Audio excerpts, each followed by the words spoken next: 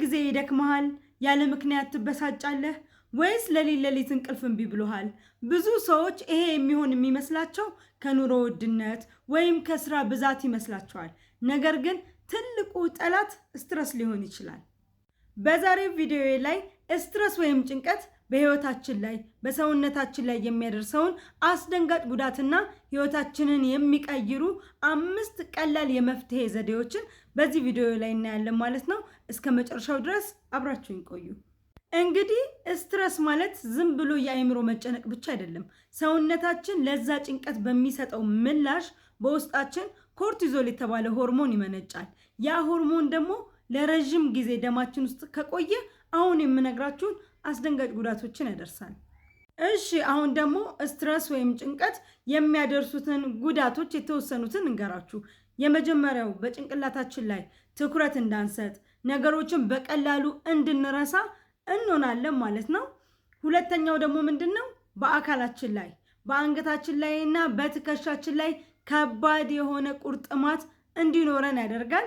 ሶስተኛ ደረጃ ደግሞ በልባችን ላይ ልባችን ቶሎ ቶሎ እንዲመታ አልፎም ተርፎም የደም ግፊት እንዲይዘን እንሆናለን ማለት ነው። እሺ እንግዲህ እስካሁን የነገርኳችሁ ምልክቶቹን የሚያመጡትን ጉዳቶች ካወራን በኋላ አሁን ደግሞ መፍትሄዎቹ ምን ይመስላሉ የሚለውን ነገር እንነጋገራለን ማለት ነው። እንግዲህ የመጀመሪያው መፍትሄ 4-4-4 ይባላል። የአተነፋፈስ ዘዴ ነው። 4 ሰከንድ አየር ይዞ መሳብ፣ 4 ሰከንድ አየሩን መያዝ፣ 4 ሰከንድ ማውጣት።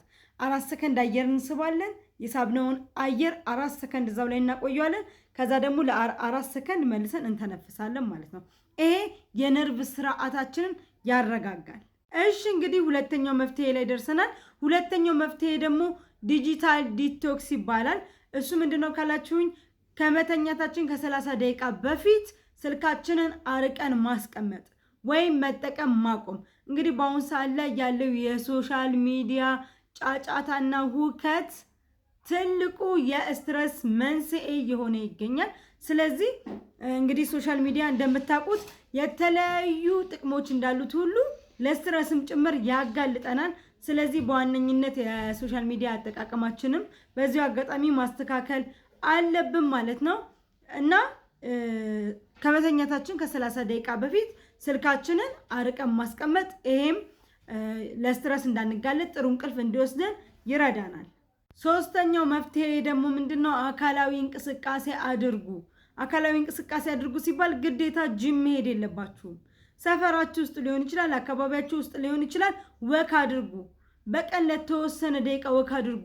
አንዳንዴ ሲጨንቃችሁ ሲደብራችሁ ተኝታችሁ ብቻ አልጋ ላይ አታሳልፉ። ቢያንስ ወክ አድርጉ፣ እንቅስቃሴ አድርጉ። ለ45 ደቂቃ 30 ደቂቃ አሊያም 15 ደቂቃ እንቅስቃሴ ማድረግ እጅግ በጣም መፍትሄ ነው ማለት ነው። አራተኛው መፍትሄ ደግሞ ምንድነው? በእቅድ መመራት። አንዳንድ ጊዜ የተለያዩ ስራዎች ይኖሩብንና የዕለት ተዕለት ውሏችን ላይ የተለያዩ የምንፈጽማቸው ተግባራቶች ይኖሩና ሁሉንም ያሰብነውን ነገር በሙሉ በአንድ ቀን ሳልሰራው ከዋለን ብላችሁ አትታገሉ።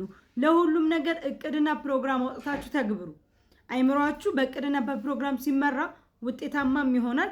እኛም አንጨናነቅም። ወይኔ ይሄንን እኮ ሳልሰራው እንደዚህ ሳላረገው ብለን ሐሳብ ውስጥ አንገባም። ምክንያቱም እቅድና ፕሮግራም ሰተንለታል።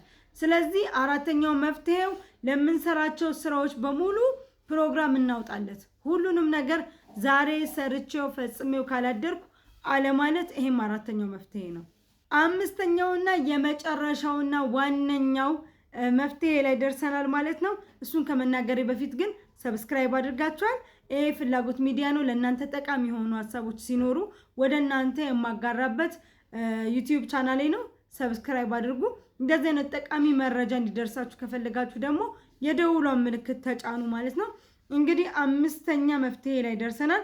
አምስተኛው መፍትሄ ደግሞ ምንድነው? በቂ ውሃ መጠጣትና እንቅልፍ መተኛት። እነዚህ ሁለቱም ለህይወታችን ወሳኝና አስፈላጊ ነገሮች ናቸው።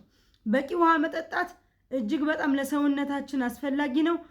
እንቅልፍ ደግሞ መተኛት እጅግ በጣም አስፈላጊ ነው። እነዚህን ነገሮች በሚያጣበት ጊዜ ሰውነታችን ለጭንቀት ለስትረስ ይጋለጣል። ስለዚህ ፕሮግራማችሁን አውጥታችሁ በፕሮግራም ሰርታችሁ በፕሮግራም ተኙ።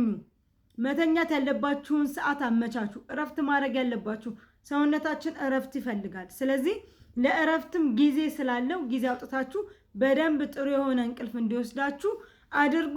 በቂ ውሃ መጠጣት እንዳይረሳ ማለት ነው። እንግዲህ ከላይ የጠቀስኩላችሁ ነገሮች በሙሉ ይጠቅማችኋል ብዬ አስባለሁ። ስትረስን፣ ጭንቀትን ለመቀነስ የሚረዱን ቀላል ዘዴዎች ናቸው። እንደወደዳችሁት ተስፋ አደርጋለሁ። ይሄ ቪዲዮ ከተመቻችሁ ላይክ ማድረግ እንዳይረሳ።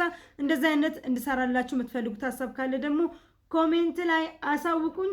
አብራችሁኝ ስለቆያችሁ እጅግ በጣም አድርጌ አመሰግናለሁ። መልካም ጊዜ